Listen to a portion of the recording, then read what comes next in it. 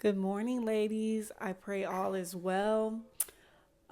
It's been a little bit of a long week for me. The last 2 weeks I'm moving and that kind of put a little wrench in my prayers and stuff. I mean, I still been doing them just not as intentional as I would like to, and I could definitely feel the difference in how I feel, the motivation I have. Like, prayer is so important for our marriages, especially if you are struggling or you're going through things, or I don't know, just whatever it is, it's different for everyone.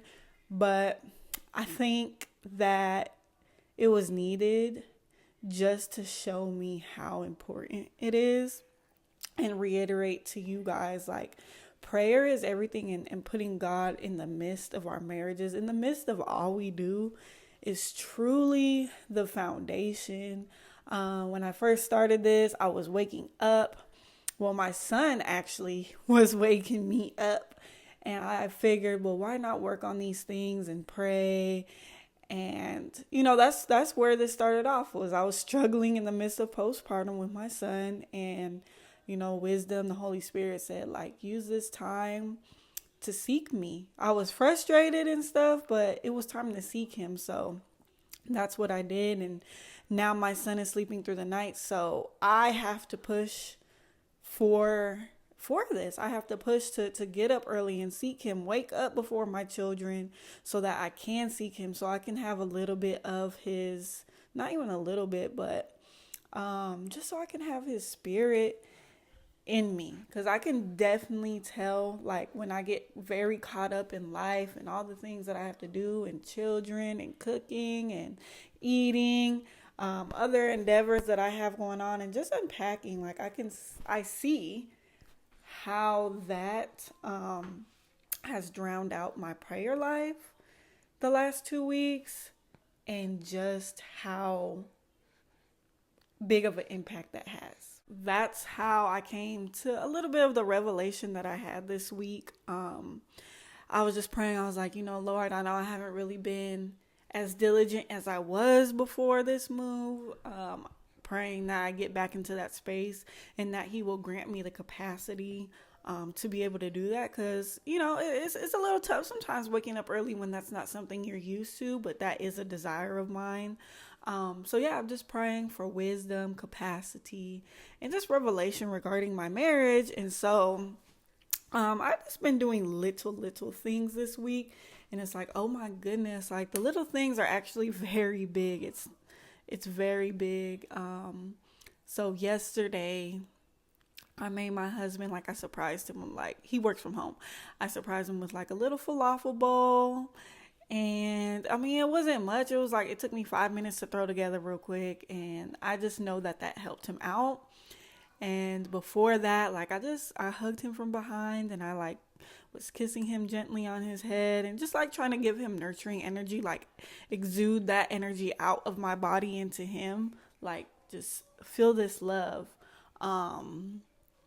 And just told him that I appreciate him, I love him, and that he's the best husband ever.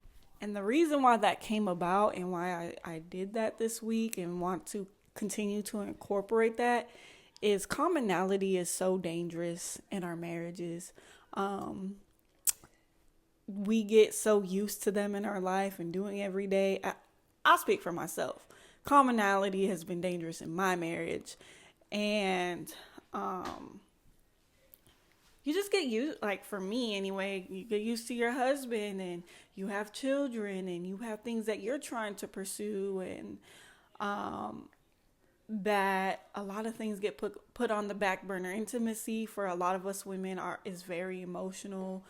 It's physical. So when you're tired from postpartum, when you're tired from just being with children all day, I know I had the tendency to just be like, I need some space right now. Like, I don't want to do all these things, but that impacts our husbands a lot. Like, they feel love and stuff in a certain way. And I'm trying to stop saying please bear with me, y'all. So the Most High revealed to me, like, try, even when you're hurt, even if you guys are disagreeing and there's things going on, still continue to try to treat your marriage and treat your husband every day like you have met him for the first time, essentially.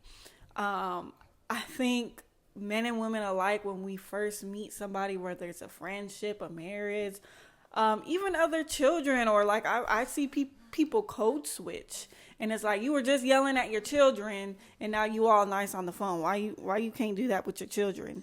And I think it's like that with our husbands. If we just met him and we are all like goo goo gaga over him, like we gonna be coming a different way. Like, you know, the beginning is just like roses and flowers and stuff.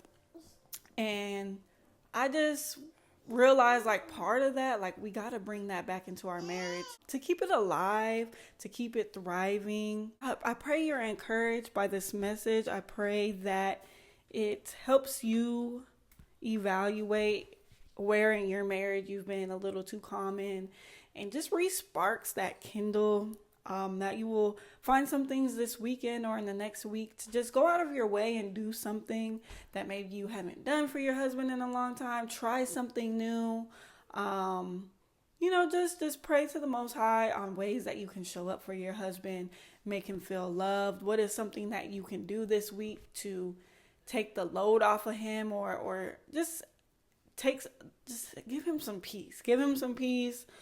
Something he ain't got to think about, whatever it is. All of our husbands are different and needs different things. So we have to pray specifically to the Lord on behalf of our husbands, and he will show us what to do and how to do it. So be encouraged, continue to strive, continue to pray.